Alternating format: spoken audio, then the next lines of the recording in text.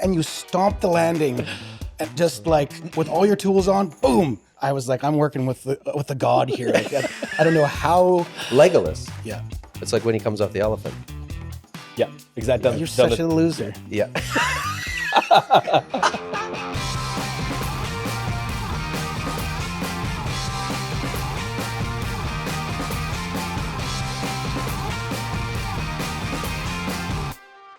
Welcome to another episode of Efficient by Design podcast. We are here in our little studio in the corner of our storefront with my brother Brad and Dustin Heigh. So Brad, as a reminder, works in the back of the production shop with us, and Dustin is kind of storefront manager working on the front end of the business here. So we're going to pick up the discussion kind of where we left off last time. So we basically discussed last time the first project we ever did as Akribis Construction, when we stepped out of flooring and back into building and construction again. And the biggest thing that comes to mind for me was that was like the beginning of having to do concrete. That was like, big wake up call that carpenters here do their own concrete. So we got assistance with from some local framers that we knew that helped us get to the first one. And then we're kind of off to the races in a sense after that. I think we were basically solo after that. Mm-hmm. Is that right? Yep. So what was the next job? Where did we go from there? I think we did some smaller homes in Oliver and Osoyoos, and then made our way to Khalidin after that. But we went from the mountain goat, stepped form work to a nice flat by our lazy river lot, which was lovely. And I mean, Heritage Hills, really, in reality, to start the first house in Heritage Hills, that's a pretty hoity-toity little neighborhood too, right? Supposedly Wayne Gretzky had a house up the hill from where we were building. Yeah. I don't know. Don't you remember that? That sounds right. Yeah. Yeah. Yeah, Wayne basically built his house. Yeah. But that lot, I remember now, like I've driven by that again, since, and like I drive up, and I'm like, man, that's a gnarly lot to build on, because this driveway is like steep down the bank, and it's, drives into the main level, and there's a walkout basement below that, and foundation retaining walls below the basement. Mm-hmm. And then it was basically a 2-story with a walkout basement. The other one we worked on had a pool, had a big pool. Right. So then we helped. So that was with Rivendell Homes that we built that first project for, and they also had another project up at the top of Heritage Hills. Mm-hmm. So Heritage Hills is a high-end community on the side of Skaha Lake, up on basically rock bluff cliffs, and super beautiful, incredible views. I've built, I think in the end, I probably built five or six houses up there, and you get like, in places like 200-degree, lake view, because you're kind of out on the precipice of that whole rocky outcrop, and you can see down the lake both directions.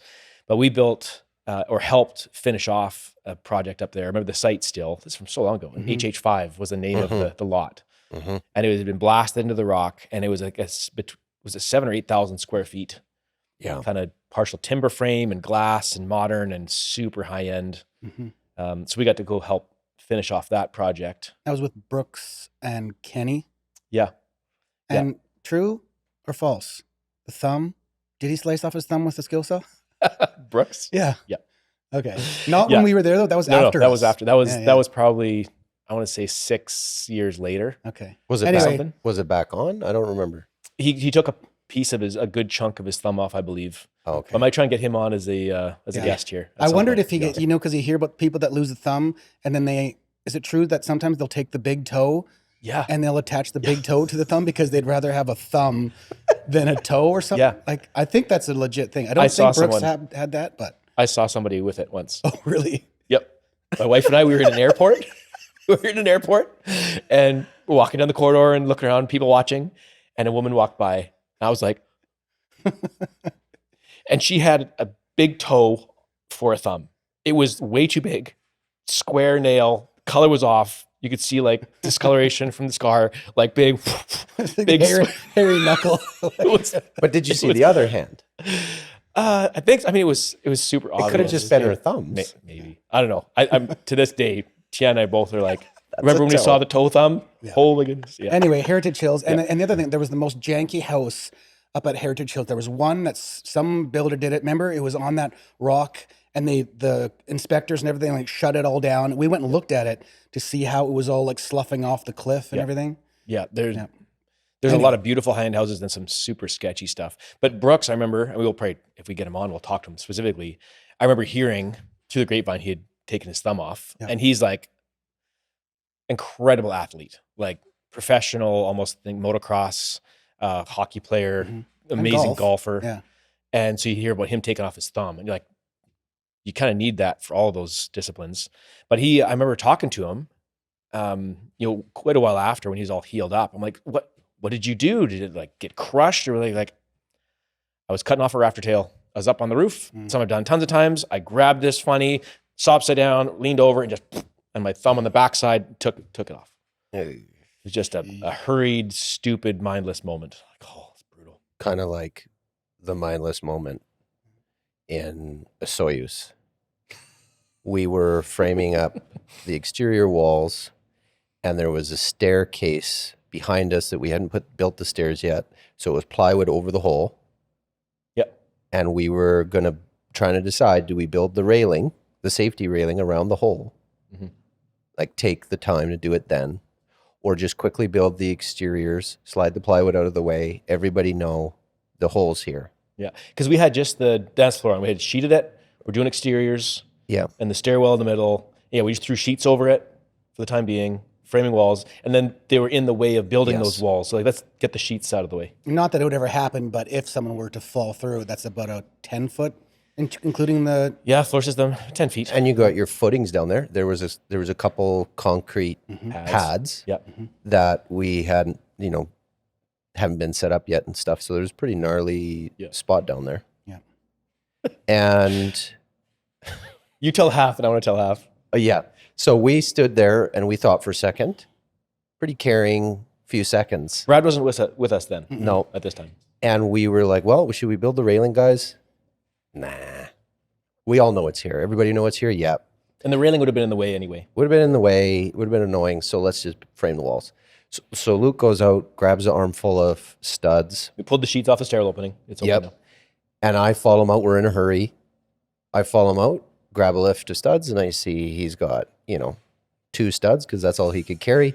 And I thought, well, I'm going to max this baby out. And I pick up a whole bunch. Like 30 or something. Yeah, like 30. Yeah. And so I'm huffing him through, pretty proud of myself, watching him drop his studs down, and I'm coming in behind him.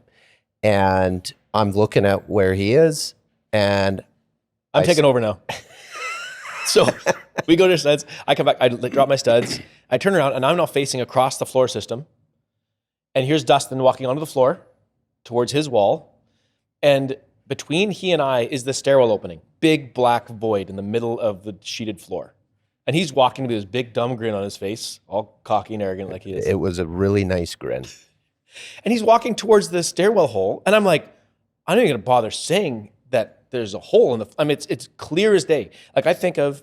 It reminds me of Home Alone 2. When... Is it Marv or Harry? Boots in the front door of the townhouse. Yep. And looks back and forth. And the floor is missing. Yep. And he just takes a big step out into the void and then face plants in the basement below. So that's what comes to mind, because here Dustin was walking towards me, armload of studs, and just fully steps into the void. Yep. And my eyes are just like sausage. I'm watching this. How on earth is this? This just happens in cartoons and in slapstick comedies, not in real life. So you step in and your foot, it's the stairwell opening, what was it? 3.5, 4 feet across at that area, because your foot made it to the face of the other side of the opening. Because I didn't go across the middle. I kind of was cutting across the corner of it, so to speak. Because then your boot hit the far side of the face of the joist, which then your shin hits the edge of the plywood and rakes meat from... Tore my pants all apart. Well, we didn't know this till after. No. So anyway, he drops, and fortunately the studs span the hole, so then you catch them in your armpit and you're dangling there. Yeah. And then Jim and I... Mostly because I carried so many... Yeah. It was a nice glue lamb beam under my arm. Yeah. So then Jim and I come running over, haul you up out of the hole, And we're all panicked, adrenaline flowing. And you're like happy-go-lucky. It's fine. I'm good. No problem. It's all good. And we're like assessing like what is going on. And we look, his pants are a little torn, tattered up. I'm like, how's your leg? What? And he pulls his pant leg up and there's like a pile of flesh up here and just raw shit. Yeah, a hairy little pile at the top. So gross. So then you're in a bit of shock, but you're making light of it. So he just pulls his sock up as like a bandage. There we go. And pulls the pants back down, and then you're kind of leaking and bleeding through there. And then, half an hour later, you're like, I'm pretty sore. Yeah, I got to sit down. Oh, that's etched in my mind as one of the funniest moments. I mean, it turned out it could have been bad. Yeah, but that job was annoying because it was like just over an hour's drive. That's the farthest we ever worked from home, and we had to get there because we wanted to start at 6. Because in a Soyuz it'll get over 40 degrees easy, so we would want to start early to avoid the sun. But then Oliver was closer. Well, that one for Jim too, where you fell, that was a favor to a friend of ours who was in a pinch. Yes. So we drove like an hour and 20 minutes either way. Yeah. I mean, for those of you who work in big cities, that's not so extreme. But for us, like we worked within half an hour of home all the time. Yeah. That was the one exception we went one ways. But then. And then Oliver was, from what I remember, it was easy peasy. Yep. Nice flat lot. By a creek or river or something? Yeah. By the river. And there was like eagles, I remember. Yeah. Always there. And there was beavers. And there was all those trees. It was super nice. It was really nice. And we've kind of touched on this a little bit, but that was a really simple little house. Little ranch, I think, with just like a little shed roof over the deck, I think. It was pretty straightforward. Mm-hmm. But the thing with that one again was, so this now was our second ever foundation. Yep. So like, okay, now we're into an easy foundation. Yep. And our approach to building and foundations, doing concrete work was like, we loved framing. Let's get through the concrete so we can get to the framing. Mm-hmm. That was the approach for the first several years. It's like, concrete sucks. It's dirty. It's heavy. It's a mess. It's not our forte. We'll just get through it to get to the part that we like. I know that was my kind of mentality in regards to framing for several years. Just being like, we do it to get to the framing. That's what we like. It's just a necessary evil in a sense. But during that foundation, that was like a 4-foot foundation. Was there a corbel built around that to carry the floor system? It doesn't really matter. I'm just trying to think of what that one was like. But what I remember is it was just the 3 of us. Mm-hmm. You were with us on that one. Yep. And this was the second time working with Ron, the pump truck driver. Yep. And that was with his company was Arco. Yep. And he was such a gem, that guy. Like one of my favorite tradesmen I ever worked around. He was like a wicked hockey player in his youth, I think, right? Yeah, no. And he played, I think, in well into his later years for sure. Yeah. High level. Yeah. But at that time, he would have been in his 50s, I would think. Probably. And he's probably 6? He's a tall, big dude. Yeah. Yes, 6'2". Didn't they call him Shaq? Yeah, they called him Shaq. Yeah. But I remember like gleaning whatever bit of knowledge from him that we could, because he was so generous and helpful. And like we'd be asked every time we built footings. So I'm like, how'd these look from what you see around? And we got to the point like, you guys' footings are the least ones I ever worry about. Like you guys' stuff is rock solid. It's great. Yeah. And so we asked him so many questions, and we'd watch how he's operating the pump and what he's looking for. I'm like, what are you watching for? What are you looking for? And I'm just checking to see the ties are all good. I'm listening to the sounds that the forms are making. And because he'd done it for so long, again, we learned a ton from him. He was so calm and cool. Yeah. And even when, and I actually remember that was the first time that the pump truck had got a plug in it. And I remember being like, well, what do we do now? Yeah. And then that's like when the machine revs up, and I'm like, oh my goodness, he's gonna blast this, and everybody clears out of the way, and like. But I remember you pulling the sleeve off, and having to, depending where the plug is, they'll either take it apart and find it, or he'll like just swing it out into no man's land. Like, hey, I'm gonna put some pressure behind everyone, stand back, and we'll see if we can push this out of here. But I was running the hose, and you were vibrating. Yeah. So we're going along. We're walking on top of our little 4-foot forms, and well, you should tell this because you were right there. And so I think the way that we had the forms all sturdy was basically we had the bracing, we had the lump of concrete with the 2x6 in it, and then we'd use that. And so so those, we call those moon pies later. So those of you who are listening, when we braced our walls, instead of driving stakes in the ground, during the footing stage, we'd leave a pile of concrete strategically placed, just like a 2 foot in diameter pile of concrete, stick lumber in them. And then that would set up, and then we were building our walls. We'd then brace to those. So they're super solid stakes. So that's what he's referring to. And so some of those braces, you know, they go up to the form and they're braced there. Some of them, if it's up on a hill, they kind of go down towards it. And so that was the one, that's where I got into trouble. And so I think with doing all the forms, they were all really greasy. Everything was like really greased up.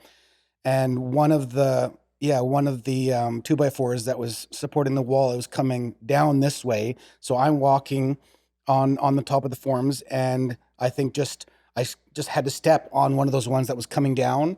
And as I stepped and put my weight on it, my foot just slipped, rode it right down into the form. And so my other leg fell off the side of the form. My whole leg up to my knee went into the form, and the rest of my body fell the other way. And as I'm falling, I'm like, oh, I'm breaking my leg. This is what it's like. And, so gross. And I think like before it even happened, like shock just went there, because I didn't feel anything other than like a pop and just this thing. And I hit the concrete. And your leg came right off. Yeah, right off. Yeah, and they just continued to pour.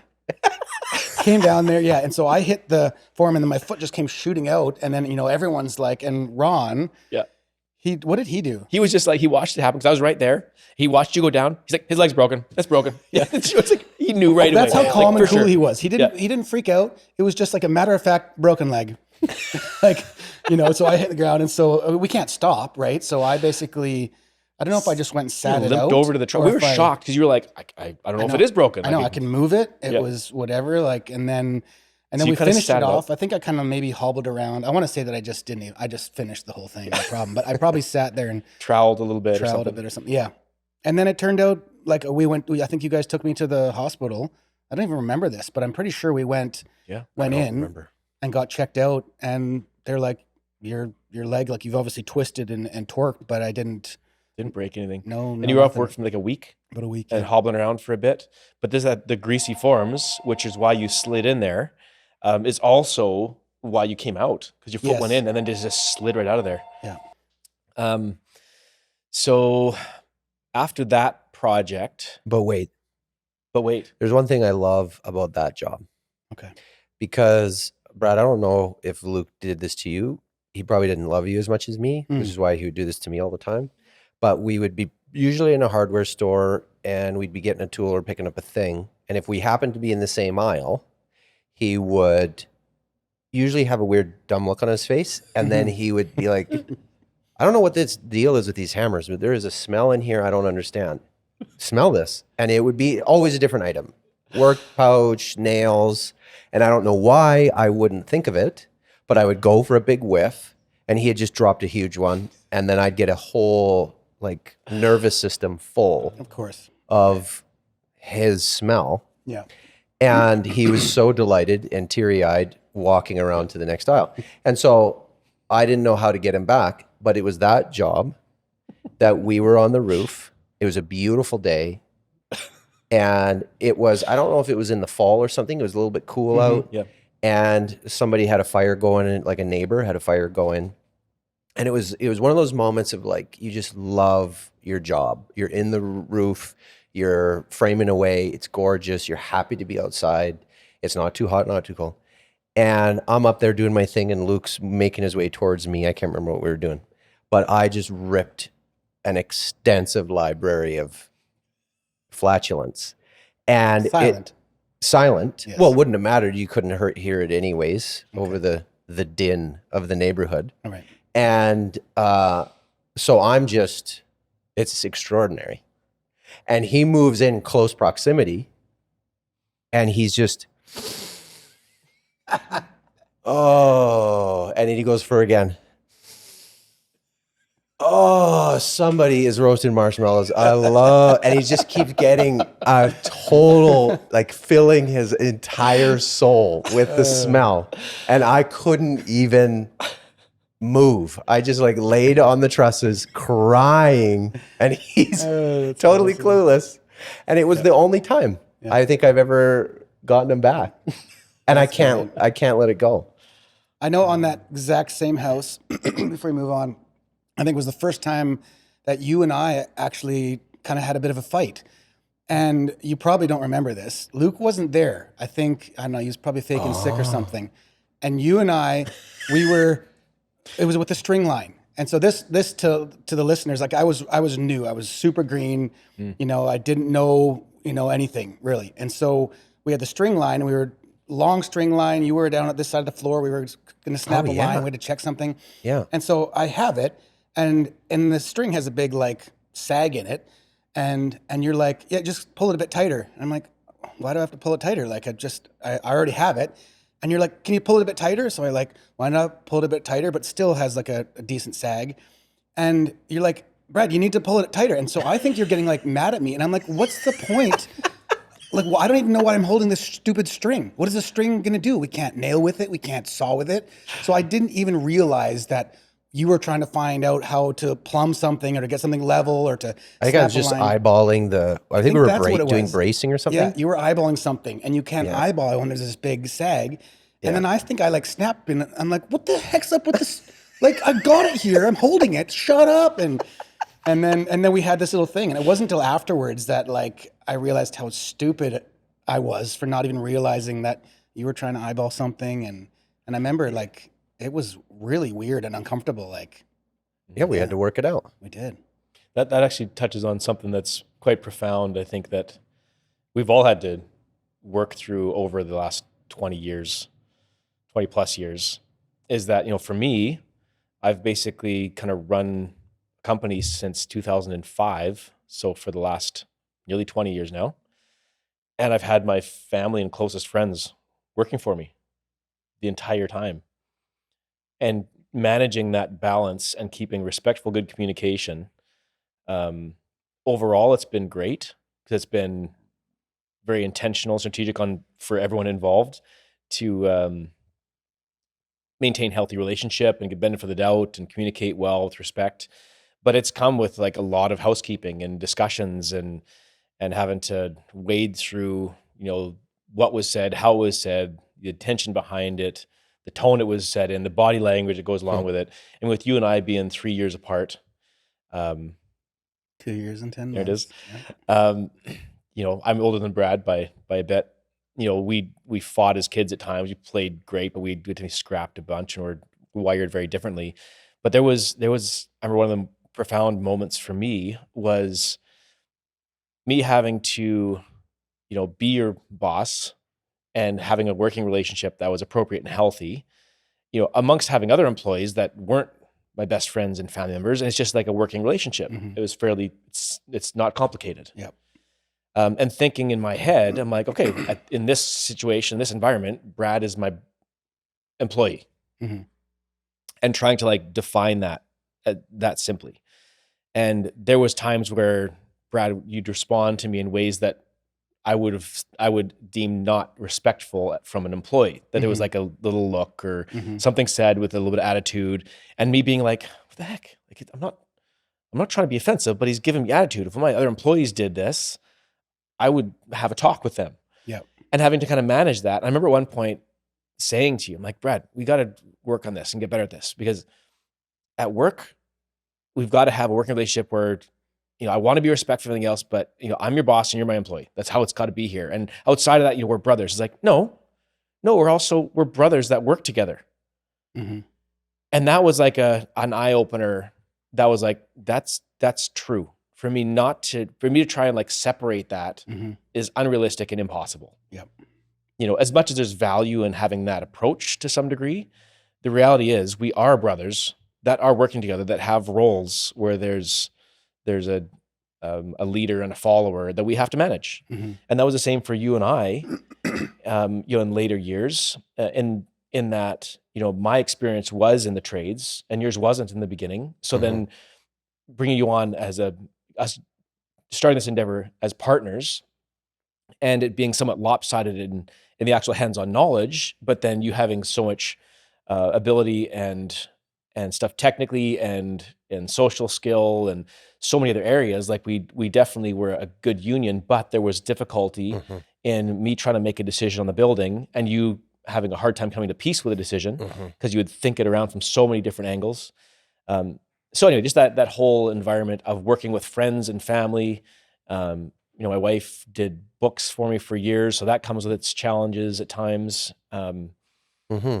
And I've heard people say so oftentimes throughout their careers that I never made as much money as when I was working by myself. Mm-hmm. It was the simplest. It was clean, and I made more and no headaches. I started hiring people. It was nothing but I just lost money and made enemies, and people are all idiots, and they couldn't handle it. So it definitely takes the right kind of approach and the right kind of employees in order to have that be a sustainable, healthy situation. And it's not for everybody. No, and I honestly think that there's also another reality as well that I like now when people ask, what's it like working for your brother? What's it like? All those kind of things. I look back on those times and I see clearly, and I'll say to someone like, I couldn't handle just being, I couldn't handle it. It was my almost more my fault in a way, because there was times where we would be yelling at each other. We'd be screaming at something because something would get out of hand, and my emotions go off. And I remember multiple times where, you would even kind of take me aside after I'd calmed down a little bit and kind of been like, I can't have you like challenging and asking all these things about everything. Like sometimes I just need to be able to say to you, this is how we're going to do it. And you just do it. And I remember that being for me, I'm like, oh, this would be really hard for him trying to deal with my emotions and me as a brother and me, asking these questions and being kind of that pain in the ass kind of thing. And I did find that as I got older, I just realized that was something that I really struggled with, to just be an employee, which I think I needed to be a lot more of, And so there was times when I would go away, I would do other work, or I found another job, and then I would come back. And I feel like every single time I kind of came back, it got better and better and easier, as I think you respected me as your brother. I respected you as an employee. And the other thing for people to know is that I don't feel like there's ever really been any competition in us in building. Like I've always been like, I'm very much like a right-hand man, or like a third or fourth or fifth-hand man. Like I had so many times when new employees would come. I remember when Chad and Lance started, it was like after like 6 months, they were as good as me.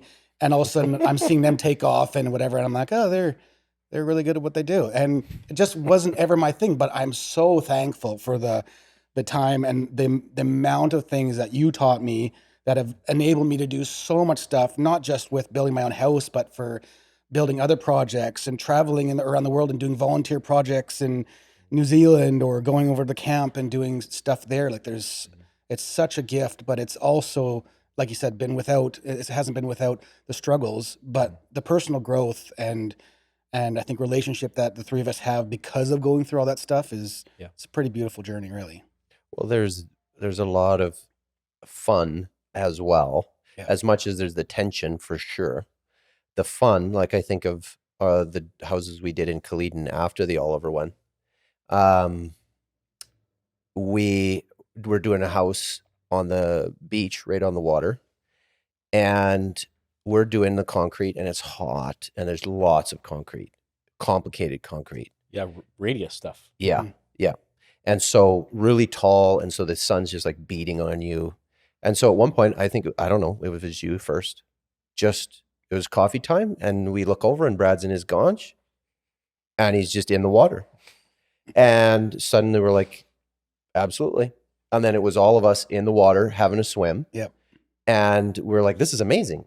It was private enough that we could just all go jump in the water and have a good swim. And it was hot enough that you would be happy to work the rest of the day. You'd throw your shorts back on or whatever. And we were just loving life until we learned that the homeowner had security cameras watching this crew of dudes suddenly at every coffee break stripping down into your skivvies and swimming in the lake. Yeah, that's probably like, they probably get a reminder on their phone like, oh, boys are getting naked. But so many beautiful places to work. Like we would adjust the porta potty so that the door could get propped open facing the lake. And it's just some beautiful spots to be, fun experiences. Yeah. And like Luke said earlier, when the three of us are there and you've got the dance floor's on and you are just framing walls, everybody's got their job and it's just clicking. At the end of the day, you look back and you see how much you got done and everybody's just stoked. You got your tunes playing And like, what, man, such a good feeling. Yeah. Those are such fun times. I mean, that I feel like you hit that gear oftentimes, like even sheeting a floor. You got somebody who's gluing, somebody who's cutting sheets, somebody who's screwing, and you're just chasing each other. Yep. And it's such a fun thing. Same with framing walls. You know, you get that good system, and you're getting lots done in a hurry. It's and then the Thornley song comes on, or the Stevie Wonder comes on. Thornley was the band that we got into from working with Jim. On that house down south. He was introduced us to that band, and that was like my favorite for years. I thought it was the guys that were the tinnies on your house, that they were musicians, the Tin Bashers that did. That was common ground we had. Oh, okay. We were playing Thornley, and they're like, "Oh, you guys into Thornley?" Like, yeah. Oh, that's true. Awesome. That's right. Yeah. Yeah. So then the other one in Culloden, up the hill. Yep. That we did actually before that one down on the lake, and that one down the lake, like that's when I look back at now, like that had some wicked features. Radius decks on the outside, we actually prefabbed and then bolted in place, and the window. We'll have to get back to that later on. The scaffolding that you built for the giant picture window we had to put in. Oh yes, that one. I thought you were talking about the other house that had the radius windows, the one where you lean on the wall. That's the one I'm going to now. Okay. Yeah. So that was one where kind of highlight there. It's where Dustin fell off a roof there, and also where. Building exterior walls, and I had a phone call. I had to call the building supply or homeowner or something, and we had a wall up along one side, exterior wall, and it was like the calm, gorgeous, beautiful sunny day, and we had I think just one brace at one end because we were going to build the other end wall and butt it in, tie the corner. There was only one or two braces on it, and it was long. Yeah, it was pretty long. It had been like 35, 40 feet long or something, and there was a window in it that was like a bathroom window. And I'm on the phone and I'm just got my elbow in the window. I'm on the phone talking. And then this gust of wind all of a sudden comes out of nowhere. I'm like, whoa, that kind of was surprising. And then I feel something move. I'm like, it's a wall. And I remember grabbing, thinking I'm going to stop. I grabbed the window like, yeah, no, I'm not doing anything. And this wall just off the side of the house. And there's no excavation was fairly flat. It wasn't too bad. Like it was second story. Second story. There's a walkout basement there again too. Yeah. So it wasn't just onto the ground. It was it was like I think from 4 to like 12 feet from one end to the other. Yeah. And this thing off the side, but it kind of went off in an organized fashion and just floated down and landed. Because it's fully sheeted. So it held together. Parachuted down. Yeah, and dropped to the ground. And so then we're like, is everyone okay? Is anything broken? Like, everything is fine. No one's hurt. No tools are smashed. I'm like, okay, now what?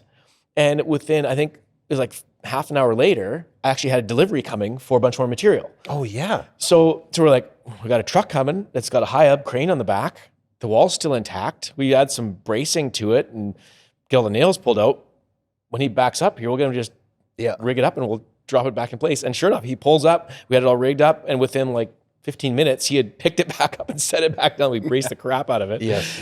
But yeah, I still remember that moment of that thing starting to go. I was leaning on it. Yeah. There was some tall walls in that one. I remember when we had framed up north together, there was always that moment where you have to get the whole crew together to lift the wall. I loved it. I loved that moment. And so when we were framing up north, there was lots of super tall walls. We'd have to get like the Zoom boom to help us out, stuff like that.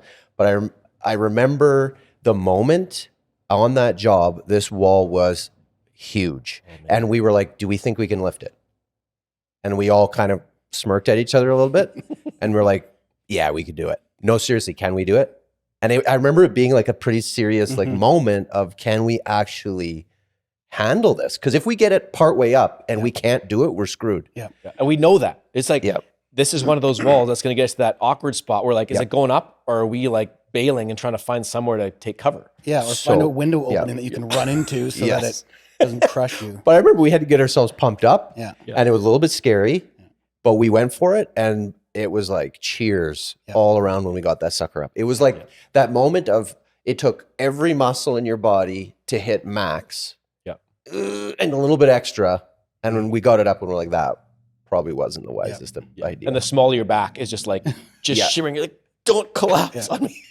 And I know, like for me, if something's like stupidly heavy, I get a twitch. Yes, totally. Right by my nose, like, I can't not do it. Oh, those are awful moments. Because it's funny too. Like you get off the phone, like, oh, I think it's fine. It's no problem. And you're like, oh, it's got a little bit of weight to it. And then you start, walking it up and there's more and more weight gets over your head. I know that's the worst when it's. And you get to that point and you're like, Yeah. if my feet kick out, I'm dead and they're dead. Yeah. And if my And back we also collapses- had to have a little bit of a strategy because the wall was so tall Yeah. that we had to do temporary bracing as we were standing it up. Well, you guys you would tack 2x4s to the outside of the walls. Yeah, that would drag. Loose, that would drag up. Yep. And that actually really helped. It was awesome. Yeah. But that job, the roof, I was in a hurry because I think the roofers were coming and it was in the morning and it was a little bit frosty and there was one section on the roof that needed to be sheeted And there was snow on the ground. and there was snow on the ground. You left to go pick up some supplies. Yeah. And I just I got this. I'll throw these couple sheets on, no problem. So I just, One of the few times we were wearing ropes. yes. Because that roof was icy and snowy. Yep. Because we rarely wore ropes and harnesses. So all the then. anchors were still up there. Yeah. I ran up, clipped in, had the sheet over my shoulder.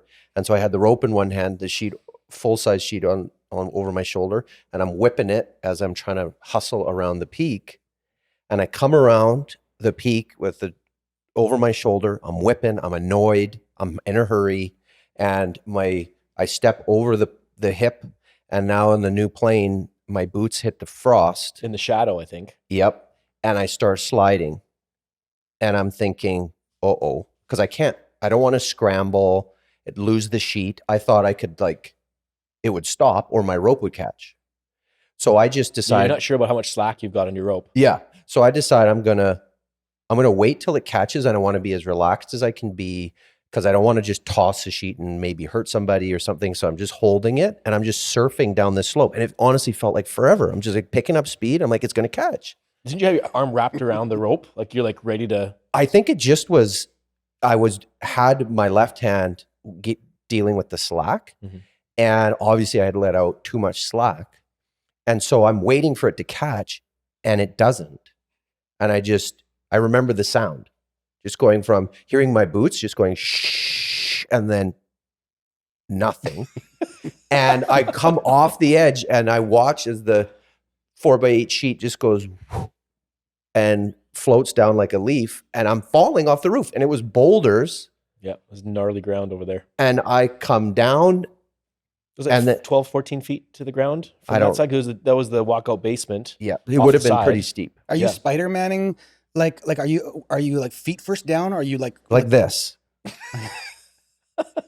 And I come off the roof just like that, and the sheet goes flying, and I am lifting my legs because I'm going to hit these boulders, and then my feet. That's going to help. Yep, it's going to help. Lift your legs.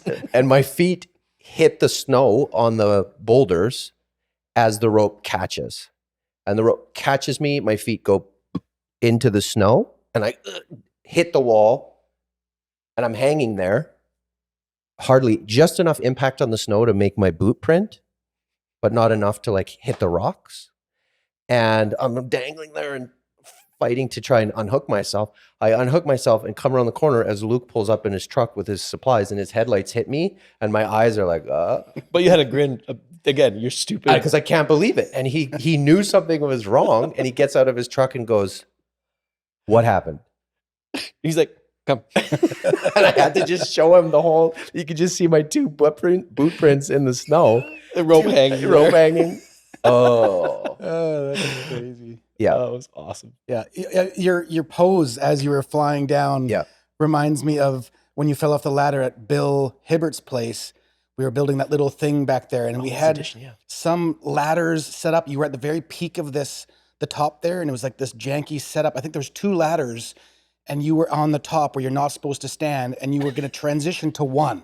Yeah. Stupidly, you're way up there. And I remember concrete floor. Probably pretty wisely, limber. Yes. I don't know about stupid. And you go to step off the one on the top rung onto the other one. And of course, as soon as you push, that ladder goes whoof this way, and he comes flying down. But same pose though, like a cat, just down there, and you stomp the landing, and just with all your tools on, boom, and you're totally fine. That was me? That I don't was remember you. this. Oh, I was like, I'm working with the god here.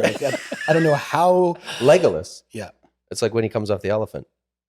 Yeah. Exactly. You're such a loser. Yeah. Legolas. But that house, Star Trek or that whatever. house, when I fell off the roof, that was the house. I remember we had a whole like meeting, and that's when we had the conversation of like, what's the future of this together, working together. And I remember even that was the job. I went back to school and was trying to like get my ticket so I could offer more. Like you were saying, I didn't have the same experience and skill. And so I wanted to go have more confidence for myself, but also to pass that on to our customers and stuff. And I remember having those conversations at that house of like, what's the future of this? And then it wasn't much longer after that, we had built your house here in Summerland, and our house, we were building it right after you guys started. So we built each other's houses. In the same cul-de-sac. Like you guys were like... Right across the street from each other. Yep. And it was on that job, speaking of the difficulty of relationship and being friends and working on each other's houses, there was I don't know if you remember the moment, but on that house we were building for me, I don't even know what we were fighting about, but there was there was a moment on the foundation walls where I don't know what it was, but I had enough of something. And I felt like, you know what? No, I'm the boss now. This is my house. You work for me. And I don't know what we were fighting about, but it was like a moment of like you talked about, hey, wait a minute, you're an employee, or you're like in your mind, you build this like hierarchy. And I remember in that moment, which I feel awful about in hindsight, but you get the frustrations build, and then you justify your tantrum based on, here's the hierarchy. And it was a little moment of like, no, you work for me. And then a little spat. But it was in the finishing of our home, I think, that I finally said, yeah, I don't think this is the career for me. And the point in which we settled the business and I stepped away from it. And I was just working on my house. And from then on, it was just finishing my house. I think I came and helped you guys with a few odds and ends on some houses in Summerland. And then just did various odd jobs for people, worked for friends in town, Steve with his crazy delivery house onto the footings and his orchard. And there's lots of really neat experiences, like did siding, did roofing, did gutters, did stonework. And I just kept doing all kinds of different things, which was really great. But I just knew in my guts of like, I didn't want to do this forever. And then it wasn't too much longer before we sold our house and moved to Alberta. Right. But yeah. Thinking back to the other projects that kind of happened in that time, and one of them that was probably the most, it was one of the most fond memories was one that we did a bunch of it together anyway, was on the top of the hill in Summerland here. You know, it was like 5-10 minute drive to work. And it was two friends who had bought these two lots on top of a hill, side by side. And they hired us to do concrete and framing on these two homes. Two retired couples. Yeah. Walkout basements on them both. And Hugh and Dennis were the two guys, the husbands of the two couples, and just treated us phenomenally. Yep. They were so appreciative. We worked our tails off for them, but they brought us Tim Hortons coffees and donuts every day. Yep. And beers every Friday. And the projects lasted ages. They were long, they were big houses. Yeah, they were. Yeah. And then they kept getting us back to do more and more work and all kinds of retaining walls and all kinds of stuff. And I remember those ones too. I think it was Dennis's. The heating contractor didn't really organize and design their systems very good. And it was 10-foot ceilings, and we ended up having to drop the entire ceiling a foot, the entire basement, because nothing could be tucked into the joists. And that's also a job where I remember driving up to that job on a Monday morning after a windstorm and having trusses in the garage that we had all leaned up that had flipped over and were hanging and blown over. We had to put those back up. And we had a really, really hard push to finish sheeting a roof by the end of Friday. Yep. And we didn't get a chance to nail it off because it got dark. Yep. It's just tacked on the four corners. All the sheets were just tacked, and we had a windstorm again because those hoses were so exposed. And we came back early the next morning to wrap it up. with the wind blowing, and we're driving up the hill to the house, and we can see sheets missing from the I thought roof. someone called you. I thought someone said. I could be wrong. Maybe I remember we were all making calls to each other, like, guys, like it's blowing like mad. Is anyone there yet? And we were all like concerned. And then I remember us having to, no damage done anywhere, but I think we had 7 sheets that peeled off the roof in different locations. And in the midst of we did get them nailed down. So in the midst of the windstorm, we had to wrestle them back up there and like lay on them and nail them down. Like it was so sketchy. Yeah. It was brutal. I think by that time too, our crew was changing kind of at that time. As Dustin was slowly phasing out, there was a few other hires. I can't remember if Justin with us on that house. I know Daniel Braun was, because I remember the winter time when we were working there, Daniel Braun took a floor joist, about a 6-foot long floor joist. You explain the property a little bit first, because it was like this giant hill up into both sides. Yeah. So there was the kind of the main road that went down, and there was a long drive that went up, and then from the top of their house, there was just a big steep hill all the way down to the road. Yeah, and it was kind of like all sagebrush and crap. And so Daniel, on coffee break, he gets this 6-foot floor joist, and then he went in, and actually I think he got like some of the tin bashers, there was some leftover scrap there, and he like nailed on like these skis basically to the bottom and curved up the top there. And then we spent the coffee break, all of these idiots just sliding down the hill towards the road there.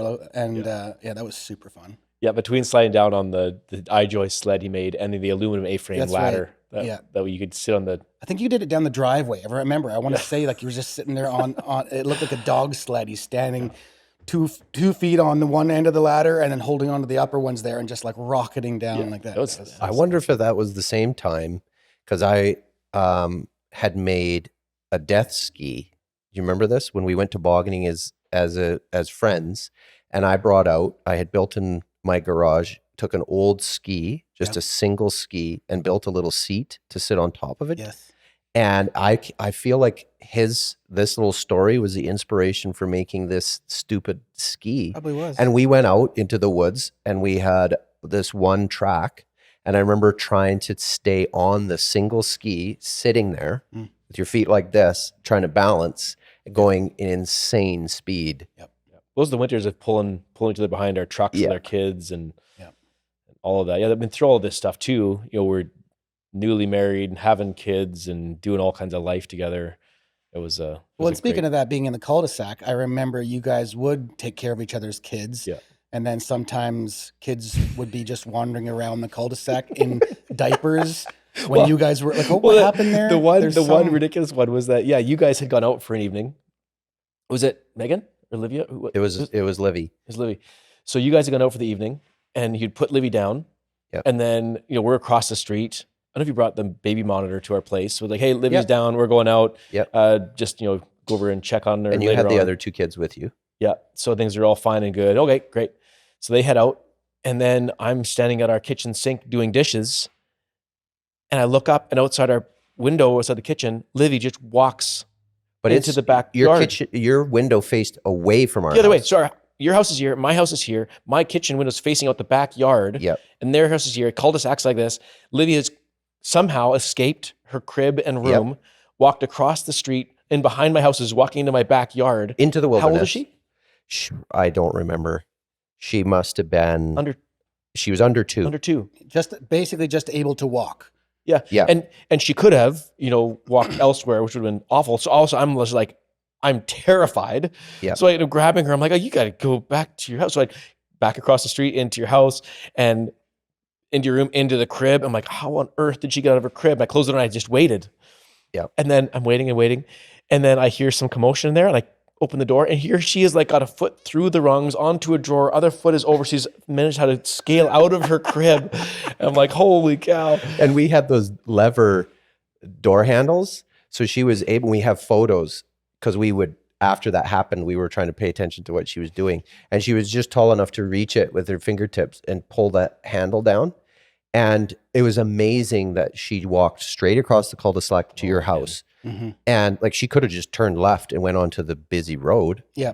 But she walked right to you and you saw her. Like, the chances of that, and then like so many things could have happened. We've seen bears in our yards. There's so many It's awesome things. though that, again, because this could, to somebody listening, especially not from Canada, you could be like, what the, but like legitly, we live in such an awesome place. It's amazing. So blessed to be here that it's not a weird thing to be like, hey, I'm taking off for dinner with my wife. My child's sleeping in the crib. You cool to just be around? Like, again, we, doors are unlocked and people like, so the scary bad things are like a bear or something, but like, it's so awesome to be able to live in a place like that. And I mean, again, I loved your house. I have so many good memories of, we watched so much. That's the start of UFC for us watching way back in the day. But there is in that house, I just love it and wish we still had the house because so many people helped us build that house.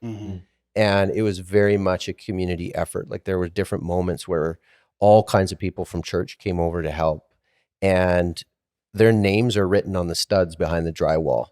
And like our buddy Craig helped me so much on that house. And I remember I was living in my parents' little fifth wheel that they just like parked in the empty lot next. And Christy was in Alberta with the kids so I could work on the house. And I was just working on it. Some days just all through the night, just not stopping, just going and lonely. And you just like, this job's never going to end. I'm never going to get this friggin' thing done. But having people come and help, and admittedly it was tough, like doing the flooring. You and I are used to doing the flooring and having people come and help me. And I ended up with a big wow in the middle of the floor. And I remember having to totally like do all this careful work to like cut the next few rows to compensate, to straighten it out. And I remember being so irritated. But then when the house was done and those names are on the studs behind the drywall and I'd come in and see that wow in the floor, no one else would see it but me. But I'd remember those people and their heart to like help and help us build that home. And it very much just represented a time of like, we were building a family, we were building a business, we were building a community, and how beautiful that was. And also how hard it would be to do that now. And almost like you couldn't do it now. To be a young couple with no money, literally $0, move to a community, have that community be like, we can't believe you're here, help offer a place to stay until we could find one. In-laws contribute a bit of money so we could buy a place, a townhouse, help us buy that lot, build it ourselves, and actually build a life and build a business. Nowadays, it feels like that would just be impossible for people to do. It was an amazing little piece of time where it felt like you could actually do it. And it was crazy that we did it. And looking back, there's just so much valuable like life lessons and moments and friendships. And that, I think it was 12 years in us going to Alberta and being in the Gulf Islands and then coming back, distance between leaving Akribis and coming back and now being part of it again. It's crazy to be back in and part of that family and that community, and to look back at all that we have been through together and worked at together. It's a pretty remarkable journey. Super thankful for it. One thing I'll touch on too, that was, in the midst of us talking about being friends and family that work together, and the difficulty and stress that brought, but at the same time, so much value and so many great times. Both of you guys had, especially then, such a more sensitivity to kind of just social environments and could read people well. And that was something that you guys would take me aside at times. I know you doing that specifically, be like, hey, that interaction that you had with so-and-so and how that landed, I understand what you meant and how you intended that, but you probably need to go and like, just have another go at that and make that right. Cause I think they're feeling pretty beat up. But one of the biggest transition points for me, I think in my growth, was on another job we did out in Heritage Hills for Daryl Chadwell. We did a couple of jobs for this gentleman. He was a fantastic guy to work for. He's a retired RCMP. such a straight shooter and like honest guy. But actually, one quick side story: they have tons of deer problems up there. So deer always come by, eat everyone's shrubs, eat their flowers. Get them in trouble. So everyone's trying to keep deer away. So there's all these different deer repellents. And Daryl had this gorgeous house, beautiful garden, shrubbery stuff, and deer kept coming to eat his stuff. So he's trying like different kinds of plants that are supposed to like repel them, that they won't eat. There's like different scent stuff you can put out. There was like audio devices that would pick up motion and they would send high frequency supposed to deter deer. Nothing worked. Yeah, They're always soap on. Yeah. So he ended up borrowing my paintball gun from me. I had this wicked, it's a Tippmann A5 paintball gun. It was awesome. Still have it? No, I sold it years ago. I wish I did.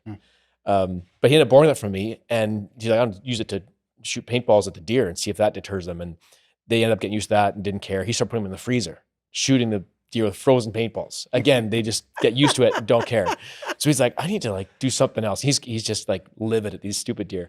So he ends up getting a friend. So the velocity of pellet guns, I think it's like 800 foot per second or something. It's low in Canada. Whereas in the States, they're like 1,200 foot per second pellet guns. So he ends up getting his hands on a US pellet gun and gets this thing. So this higher velocity pellet gun. Deer comes out down the road. He's like, "Oh, I'm gonna sting this thing, and it's gonna not come back." So he's got his garage door open from in his garage, retired RCP officer. He takes aim. He's going to pop this deer, and he shoots this deer with a pellet. It drops to the ground. Oh my goodness. And he's just wide-eyed. And this is like a high-end community. There's like, 6 of these like multi-million-dollar homes around the cul-de-sac. And he's looking at this deer laying on the road in front of his house. Just killed a deer. And he hears a door open, and a neighbor comes out. He's like, What's happening? What's going on? And he walks out of his garage like, "Oh." And so the cul-de-sac, the road comes like this, cul-de-sac, houses all along here, and this big, huge cliffside here, cliff face. And the deer's laying on the road or at the bottom of it. And he comes out, he's like, "Oh, it just fell." It fell from up here and it landed here. And so it's laying there. And then it starts to move and it ends up coming to. It just got stunned and it got up and it trotted off. It was fine. Yeah. And he sold the gun and like just stuck with the story and just like swept under the carpet. Hilarious. Ooh, so funny. hilarious. So it just ended the last guy you'd imagine in this situation. Yeah. Anyway, so during the building of their houses, at one point towards the end, I had to send a couple of my Chad and Lance, 2 of my right-hand guys, I had to send them back to that job to do some back framing. I was no longer a right-hand guy. See, this is Chad and Lance who surpassed me. So. You're my left hand guy then. Right. So I had to send them to do some back framing and stuff. And so they go out to the job and bring tools they need and get the stuff done and come back. And I think it was that evening after that job I sent the guys out there for, Daryl gave me a call. And we had a fantastic relationship, really good, mutual, respectful relationship. Learned lots from him and it was great. But he said, "Yeah, this, the guys came out, took care of the stuff I needed, which was great. But just so you're aware, there was a few other things that I kind of wanted to look at and get their thoughts on.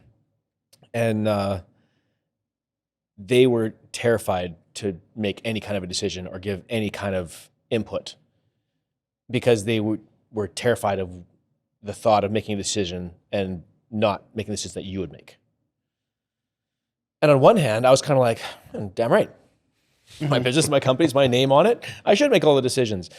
And so that was my knee-jerk reaction in the moment was like a little bit of pride, but that right away switched into, I have done these guys a bit of a disservice. I have actually micromanaged so much and controlled everything so much that I've actually not instilled confidence in them to make decisions and actually instilled trust. I've actually made them fearful.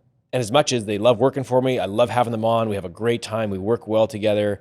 When it comes down to building a business and building into your employees, I realized at that moment, like, if I'm going to actually have a humble approach to this, I need to take this on the chin and be like, okay, there's some learning and some development, some growth that's got to happen on my part so that I can pour into these young guys that I hold so valuable, that love working for me, but I need to actually start building into them.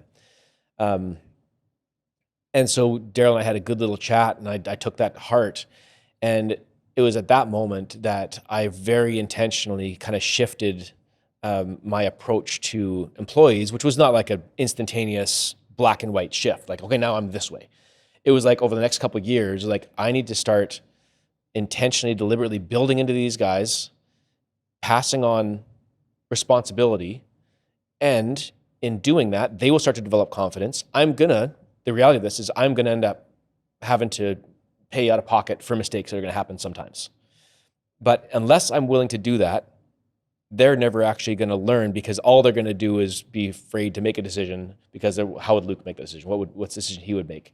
And so to kind of step back and empower them, and over the next few years to get to a position where they're actually running jobs, they're doing layout, they're running a crew, and I'm managing and helping. And I would actually then work to the point that I could show up on a job that they're running and say, how can I help? What do you want me to do? Do you want me to go strip braces? Do you want me to go sheet the roof? And it was like, oh, it's great. Luke's here to help out. I can cut him loose on whatever I want, versus me showing up being like, okay, I'm taking over here now. You're going to cut for me. I'm going to do layout and control everything. That was a major shift for me to actually build into them and give them confidence and step away, which allowed the company to build, to grow.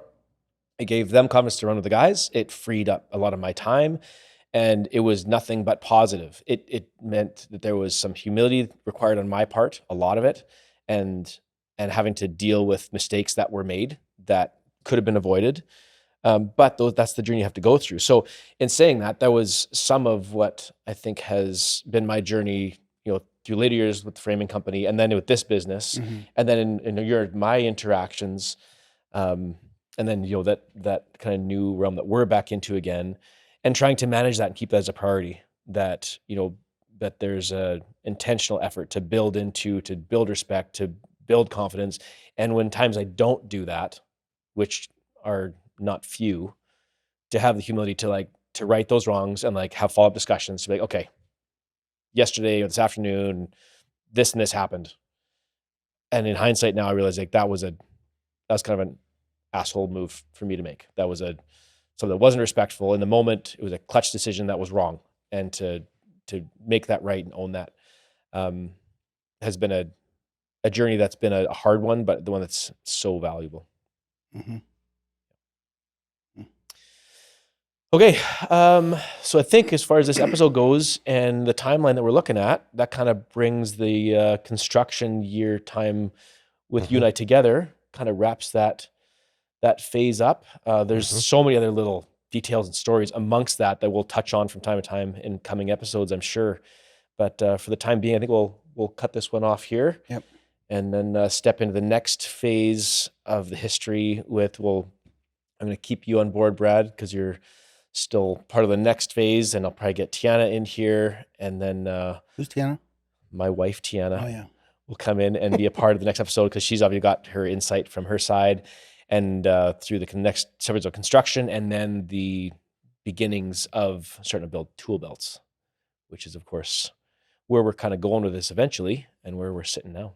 So thanks, guys. It was a great time. Thanks for sharing, and we'll do the behind-the-scenes debrief to make sure feelings are intact. And we move forward good. It's great. That's awesome. Okay, thanks everybody for watching and listening. We'll see you later.